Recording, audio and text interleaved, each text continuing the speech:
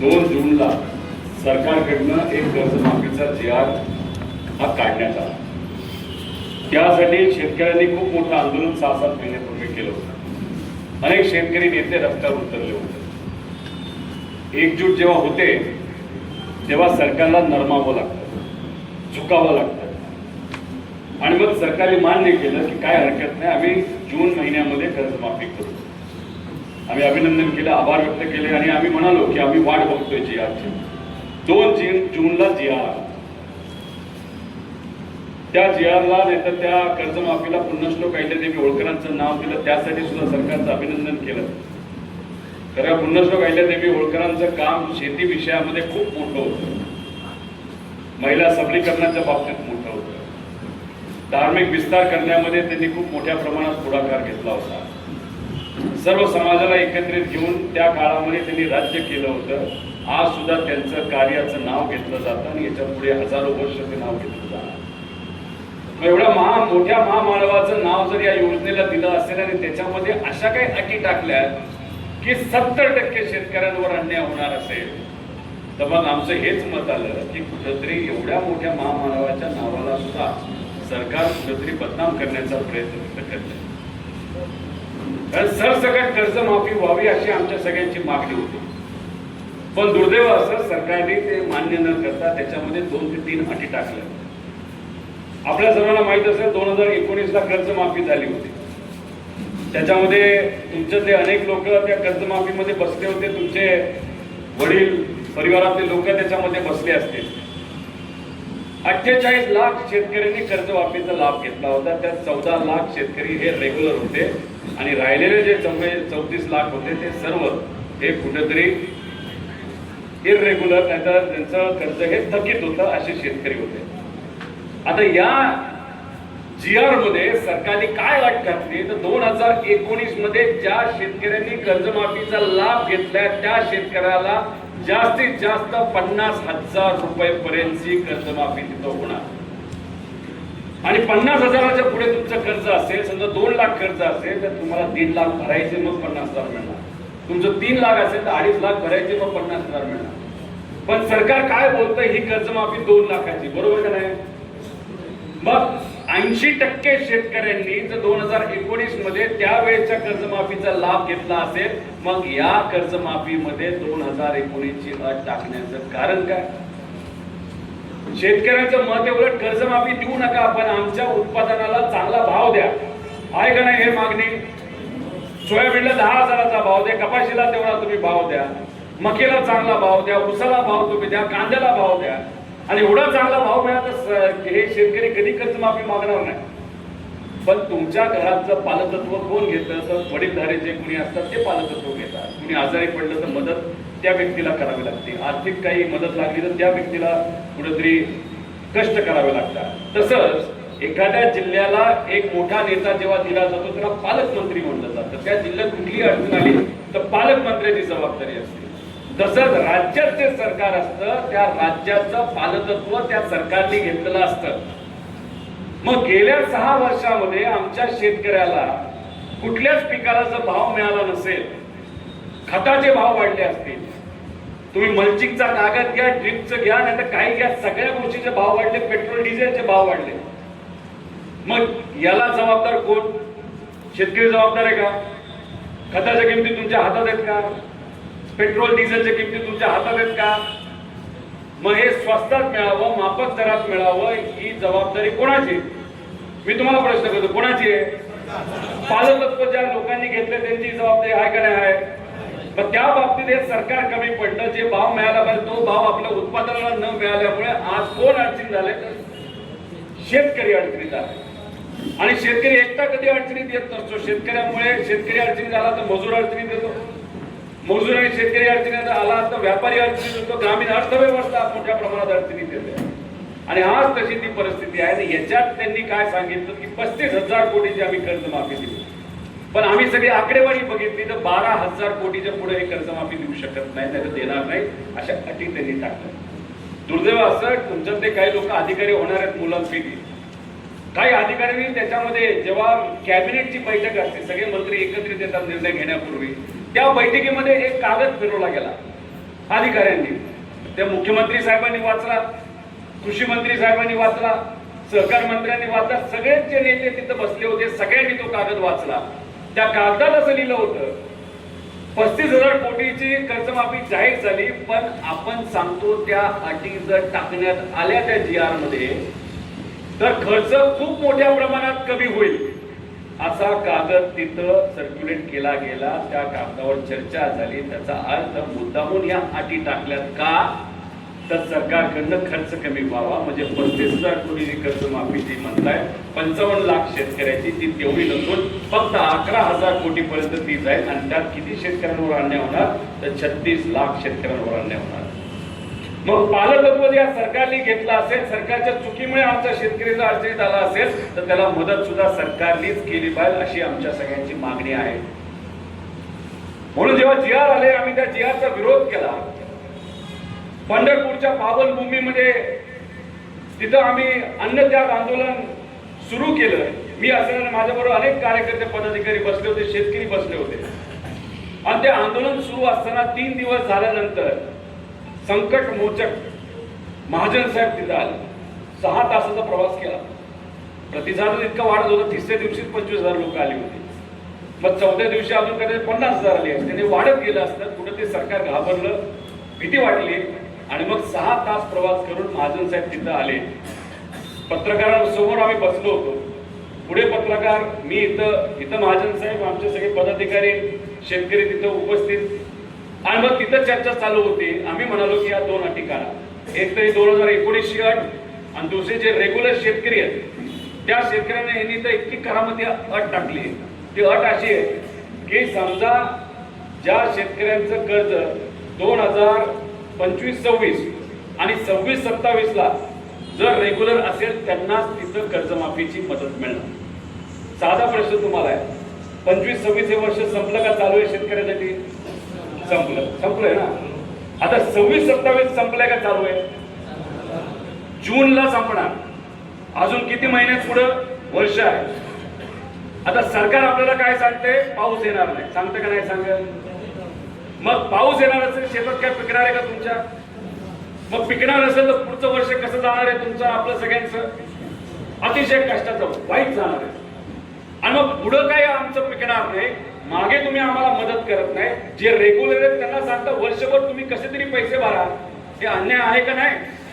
मग त्यासाठीच आपण पंढरपूरच्या पवित्र भूमीमध्ये बसलो होतो. महाजन साहेब तिथं आले आणि मुख्यमंत्री साहेबांना फोन केला. सगळ्यांसमोर मुख्यमंत्री साहेबांची चर्चा झाली की हो अधिवेशन सुरू होण्याच्या आधी आपण बसू.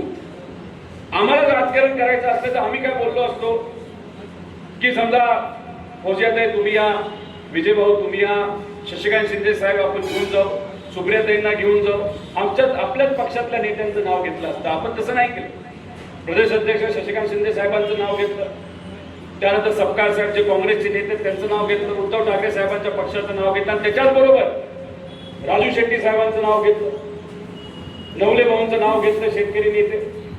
त्याच्याच बरोबर क्षीरसागर भाऊंचं नाव घेतलं. त्याच्याबरोबर आपले ह्याचे बुलढाण्याचे तुपकर भाऊ ते त्यावेळेस आंदोलनात बसले त्यांनाही घेऊन जावा असं आपण म्हणलो. जानकर साहेबांचं नाव घेतलं. त्यानंतर आपण बच्चू कडू जे आता सत्तेत जाऊन शांत बसले त्यांचं नाव घेतलं की ह्यांनाही घेऊन जाऊ. मग राजकारण कुठे केलं का आपण? नाही का? कारण का राजकारण जर गरीबाच्या जीवनाबद्दल केलं तर त्याचा फटका गरीबालाच होतो, नेत्याला कधी पडत नाही. म्हणून आपण ते राजकारण केलं नाही. आपण सरकारवर विश्वास ठेवतो. सरकारवर विश्वास याच्यासाठी ठेवला कारण का मी तुम्ही ह्याच्यातलं कुणी पण पंढरपूरच्या पवित्र भूमीमध्ये गेल्यानंतर आपण खोटं बोलतो का? मग आपली अपेक्षा होती एवढ्या लोकांसमोर, लाखो करोडो लोकांसमोर टीव्हीच्या माध्यमातून जर तिथं सरकार शब्द देत असेल 22च्या आधी आपण बसू, तर आपण म्हणलो अरे एव्हा पवित्र भूमीमध्ये शब्द दिला कोण कसं टाळू शकतं? आणि मग आपण आपलं उपोषण सोडलं. पण आपल्यावर तिथं अन्याय झाला. पण मग अन्याय झाल्यानंतर आपण काय बोलू शकतो? जाऊ दे, लय मोठे आहेत, लय ताकदवान आहेत, त्यांच्याबरोबर कोण लढणार?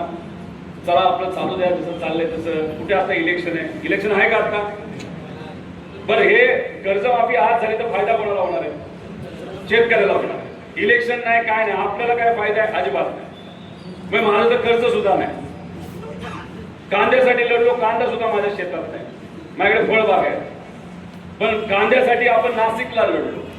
2 आंदोलन तिथे केली सगळ्यांना घेऊन, पुण्यात लढलो. त्यावेळेस रेट किती होता? 4 रुपये किलो. आज रेट तुम्ही मार्केटमध्ये बघा 30 रुपयाला गेलेला आहे. अख्ख्या कॅबिनेटला दिल्लीला जावं लागलं आपली एकजूट झाल्यानंतर. शेतकऱ्याची एकजूट इतकी ताकद आहे त्याच्यामध्ये की अख्ख्या कॅबिनेटला दिल्लीला जावं लागलं कांद्याचा निर्णय घेण्यासाठी. तसंच आमची ही विद्यार्थी इथं बसले, तुमचं एक आंदोलन होतं पुण्याला, तिथे मी रस्त्यावर झोपलो होतो, सरकारला दखल घ्यावी लागली, तो निर्णय सुद्धा तिथं घ्यावा लागला. इथं काय आमचे शिक्षक आहेत त्यांनी आंदोलन केलं, हे सगळे आंदोलन तुम्ही गेले, आम्ही फक्त तिथं राहिलो. त्या आंदोलनामध्ये त्यांच्या बरोबर त्यांचा कार्यकर्ता म्हणून आम्ही तिथं राहिलो, त्यांचा विषय तिथं मार्गी लागला. हे का होऊ शकलं? कारण एक सुटीला हे सरकार घाबरतं. अधिवेशनात आम्ही बोलेल, चर्चा करेल, बातम्या होतील, पुढं काय? काहीच नाही. त्यामुळे जर अडचणी सोडवायच्या असतील तर त्या तुम्ही सगळ्यांनी रस्त्यावर उतरणं फार महत्वाचं आहे. जर आता विद्यार्थीचा विषय जर सरकारने हाताळला नाही आणि मार्गी नाही लावला तर रस्त्यावर बसावं लागेल, उतरावं लागेल. आम्ही तुमच्यासाठी उतरायला तयार आहोत, जसं आम्ही आता शेतकऱ्यासाठी लढतोय. त्यामुळे ह्या सगळ्या गोष्टी अतिशय महत्वाच्या आहेत. आता तुम्हाला साधा मला प्रश्न करायचा आहे, शब्दाचा खेळ कसा असतो? त्यामुळे पेपरमध्ये जे येतं त्याच्यावर विश्वास ठेवू नका. अतिवृष्टी झाली होती गेल्या वर्षी, इथं झाली होती का नव्हती? नुकसान झालं होतं का नव्हतं? का थोडाच पाऊस झाला? म्हणजे 4,94,000 हेक्टर जमीन ही पाण्याखाली होती, नुकसान झालं होतं, शेतकऱ्याचं नुकसान झालं होतं. आणि याचा आकडा जर आपण काढला तर तुम्हाला म्हणजे या जिल्ह्याला विमा कंपन्याकडनं किती रुपये मिळायला पाहिजे होते? 1800 कोटी रुपये. किती? 1800. पण आता आपला दुसरा मुद्दा जो आंदोलनाचा आहे तो म्हणजे पूर्वीची विमा योजना होती, ज्या 4 ट्रिगर होते ते लागू व्हावे. ते का तुम्हाला सांगतो. 2023ला जेव्हा खरीपचं नुकसान झालं होतं तुम्हाला 420 कोटी रुपये मिळाले होते. खरीप 2023ला, 24ला तुम्हाला 501 कोटी मिळाले. आणि जेव्हा अतिवृष्टी झाली होती आम्ही सगळीकडे फिरलो, अधिवेशनात बोललो, तिथेही बोललो, तुम्ही फसवी मदत तिथं देत आहात. या विमा कंपनीकडनं कधीच मदत होणार नाही, कारण 4 महत्वाचे ट्रिगर काढण्यात आले. तुमच्या जिल्ह्याला जिथं 1800 कोटी रुपये मिळायला पाहिजे होते, तुमच्या जिल्ह्याला किती रुपये आले? 145 कोटी रुपये. म्हणजे 1800 कोटी आणि 145 कोटी. आता हे नुकसान झालं कोणाचं सांगा? नेत्याचं झालं का? सरकारचं झालं का? अधिकाऱ्याचं झालं का? घर वाहून गेलं असेल तर कोणाचं गेलं? माती वाहून गेली असेल तर कोणाची गेली? त्या जनावरं वाहून गेली असतील तर कोणाची गेली असतील? तुमचीच गेली ना. मग तुम्हाचं पालकत्व जर सरकारने घेतलं असेल तर तुम्हाला न्याय देण्याची जबाबदारी सुद्धा सरकारची, आणि सरकार जर न्याय देत नसेल तर मग तुम्हा आपल्या सगळ्यांना आपल्या हक्कासाठी रस्त्यावर उतरल्याशिवाय पर्याय नाही का? कारण कदाचित नेता म्हणू शकतो, नाहीतर एखादा अधिकारी म्हणू शकतो, नाहीतर नेता या पक्षातून दुसऱ्या पक्षात जाऊ शकतो, त्याचं आपलं बरं चालू शकतं. पण तुम्हाला एखादं वर्ष अडचणीचं आलं, अख्खा परिवार तुमचा आर्थिक दृष्टिकोनातून अडचणीत येऊ शकतो. फी द्यायला पैसा नसेल तर शिक्षण कोणाचं थांबतं? कोणाचं थांबतं? तुमचंच थांबतं ना. जर समजा आरोग्य सेवा देण्यासाठी चांगल्या हॉस्पिटलमध्ये जाऊन तिथं मदत मिळावी, नाही तर खर्च करण्यासाठी तुमच्याकडे पैसे नसतील तर एखादा व्यक्ती दगावला तर कोणाचा दगावणार आहे? सांत्वन करण्यासाठी नेते येतील. म्हणून तुम्हाला सांगतोय, लढायचं असेल तर आज आपल्याला लढावं लागेल, आपल्यासाठी लढावं लागेल, एकत्रित यावं लागेल. आणि त्या अनुषंगाने 29 तारखेला शेतकऱ्यांसाठी आपण एक खूप मोठं आंदोलन छत्रपती संभाजीनगरमध्ये, काय होते चौकाचं? केम्ब्रिज चौक. आतल्या लोकांपुढे आलंय वाटतं. केम्ब्रिज चौकामध्ये आपण करणार आहोत. हे तुमचं आंदोलन आहे. आता अधिवेशन आमचं चालू आहे, मी घरी बसू शकतो, आज शनिवार असेल, मुलं घरी असतील, पण तसं न करता हे आंदोलन आपल्यासाठी का महत्वाचं आहे? येणारं वर्ष हे तुमच्या सर्वांसाठी कठीण आहे. त्यामुळे अडचणी आधीच्या जर आपण सोडवल्या नाही तर पुढचं वर्ष आपल्याला फार कठीण जाऊ शकतं. आणि हे आंदोलन 29 तारखेला सकाळी जेव्हा मुंबईमध्ये अधिवेशन सुरू असेल, आम्ही इथं रस्त्यावर बसलो असतो. कुठं? केम्ब्रिज चौकामध्ये, छत्रपती संभाजीनगरमध्ये. कोणासाठी? शेतकऱ्यासाठी. आणि हा लढा त्याच्यासाठी आहे. त्यामुळे मी एवढंच सांगण्यासाठी आपल्याकडे आलो होतो की या लढ्यामध्ये तुम्ही सर्वांनी तिथं साथ द्यावी. सरकार कसं मस्त काम करतं बघा. आपण आपल्या हक्कासाठी लढतो, मागे लागतो, प्रयत्न करतो. आता मला काही शक्तीपीठ मार्गाचे लोक भेटले, ते म्हणले आम्हाला नकोच आहे. अरे कोणालाच नको आहे, महाराष्ट्रालाच नको आहे. साधं गणित, मुलं जरा हुशार नसतात, मागचे अधिकारी होणार आहेत तुम्ही पुढं. उत्तर प्रदेशमध्ये नितीन गडकरी साहेब कुठल्या पक्षाचे? कमळ. कुठल्या विभागाचे ते मंत्री आहेत? National highway. उत्तर प्रदेशमध्ये एक त्यांनी नॅशनल हायवे केलाय 8 पदरी. शेतकऱ्याला किती रुपये दिले हे मी नंतर सांगेल, पण तो रस्ता बनवायला 8 पदरी प्रति किलोमीटर त्यांना खर्च आला नॅशनल हायवेला 45 कोटी रुपये. आता शक्तीपीठ मार्ग आहे, त्याचा विरोध कोण कोण करते त्याने हात वर करा, तुम्ही आहे. शक्तीपीठ मार्ग जो बनतोय ना आपलं महाराष्ट्र सरकारकडनं, तो किती पदरी आहे? 6. पण 6 पदरी मोठा का 8 पदरी मोठा? 8 पदरी. मग खर्च कोणाचा जास्त बाहेर कमी बाहेर?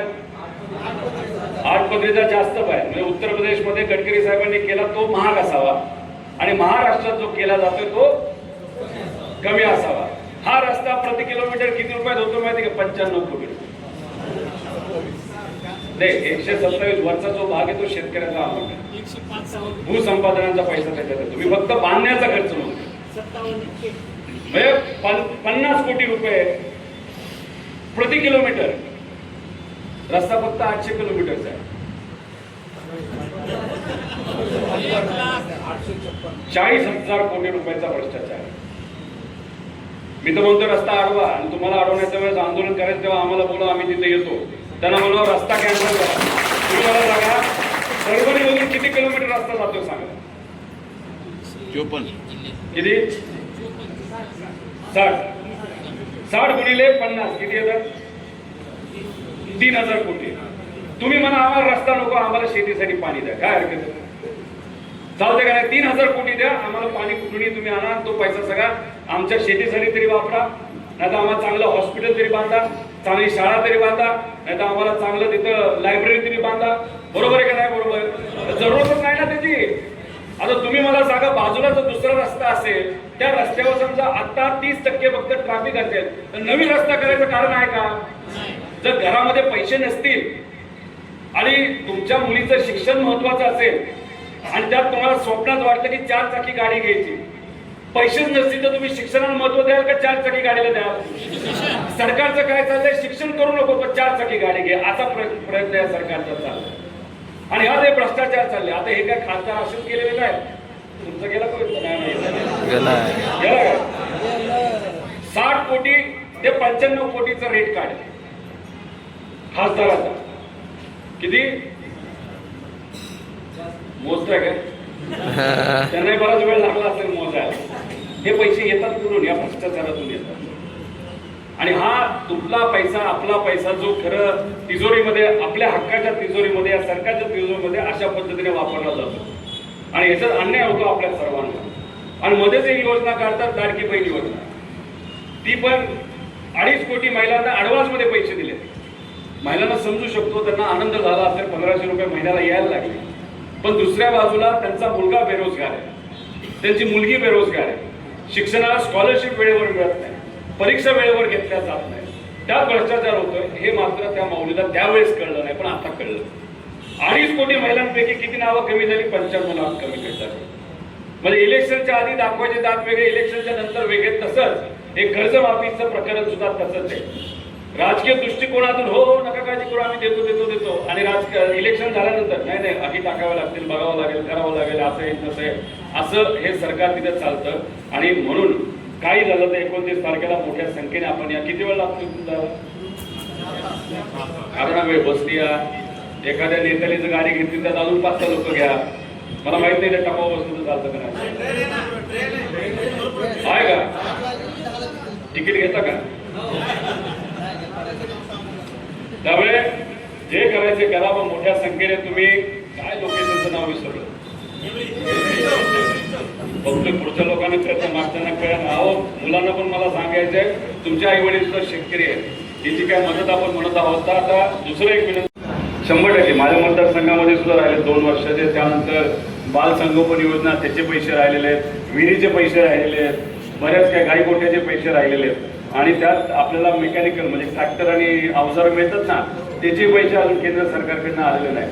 आपले हे जे आहेत ना ते धान्य देणारे दुकानं काय म्हणतात त्याला, ते जे पैसे त्यांना दुर्दैवाने मिळालेले नाहीत ते आपली सेवा केंद्र असतात ना, ही सेवा केंद्र, त्यांना जाऊन विचारा, वर्ष झालं त्यांचे पैसे तिथे मिळाले नाहीत. एका बाजूला 1,40,000 कोटीचा तुम्ही रस्ता बनवता आणि दुसऱ्या बाजूला मात्र या सामान्य लोकांवर अन्याय करता.